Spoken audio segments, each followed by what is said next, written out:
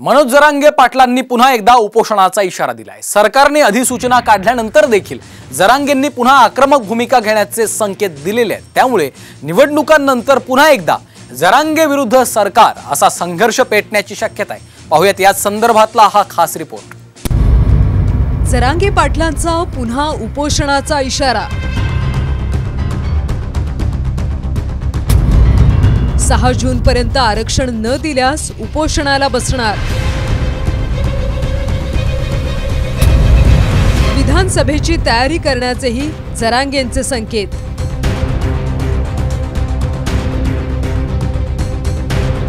मनोज जरांगेंनी पुन्हा उपोषणाचं शस्त्र उगारलंय।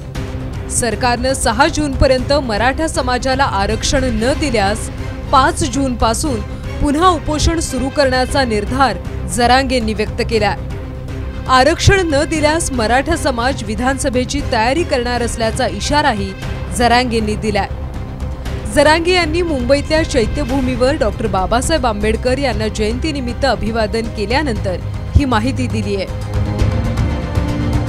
आज डॉक्टर बाबासाहेब आंबेडकर जयंतीच्या निमित्तानं सर्व जनतेला आमच्याकडून शुभेच्छा। आपण राजकारणात यावेळेस नाहीच, आम्ही कुठं ना उमेदवार दिलेत ना कोणाला पाठिंबा दिला, ना युतीला दिला ना महाविकास आघाडीला। आमचा पण कुठं अपक्ष नाही आहे किंवा कोणाला अंधारातून बी नाही, उजाडातून बी कोणाला पाठिंबा पण नाही। समाजाच्या हातात ह्यावेळेस समाज ठरवून कोणाला पाडायचं, कारण पाडण्यातसुद्धा खूप मोठा विजय समाजकारण। मात्र जर 6 जूनपर्यंत त्यांनी नाही दिलं तर मग मात्र विधानसभेची तयारी आम्ही 100% मराठा समाज करणार आहे आणि 5 जूनला शक्यतो मी पुन्हा उपोषणसुद्धा सुरू करणार आहे। जरांगेंचं आंदोलन मुंबईच्या वेशीवर धडकल्यानंतर सरकारने एक पाऊल पुढे करत अध्यादेश काढला। त्यावेळी सरकारकडून जरांगेंच्या काही मागण्या मान्य करण्यात आल्या। कुणबी नोंदी सापडल्या त्यांना तातडीने प्रमाणपत्र द्यावं असं अध्यादेशात म्हटलंय। सरकारनं कुणबी नोंदी आढळलेल्या कुटुंबियांच्या सगळ्या सोयऱ्यांनाही प्रमाणपत्र देण्याची मागणी मान्य केली आहे। त्यामुळे ज्यांच्याकडे कुणबी प्रमाणपत्र असेल त्यांच्या नातेवाईकांनाही कुणबी म्हणूनच मान्यता मिळाली आहे। वंशावळीसाठी तालुका पातळीवर समिती नेमली जाणार आहे। जो अध्यादेश दिला त्याबद्दल विधानसभेत लवकरच कायदा करण्यात येणार आहे।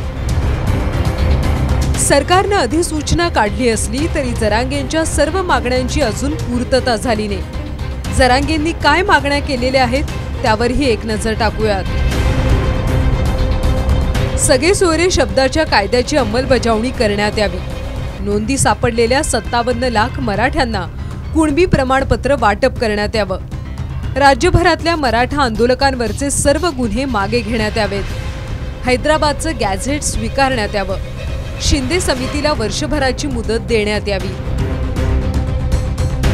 याच मुद्द्यांवरून मनोज जरांगे पुन्हा एकदा आक्रमक झाले। त्यामुळे लोकसभा निवडणूक संपताच पुन्हा एकदा जरांगे विरुद्ध राज्य सरकार असा संघर्ष पाहायला मिळू शकतो। ब्युरो रिपोर्ट, साम टीव्ही न्यूज।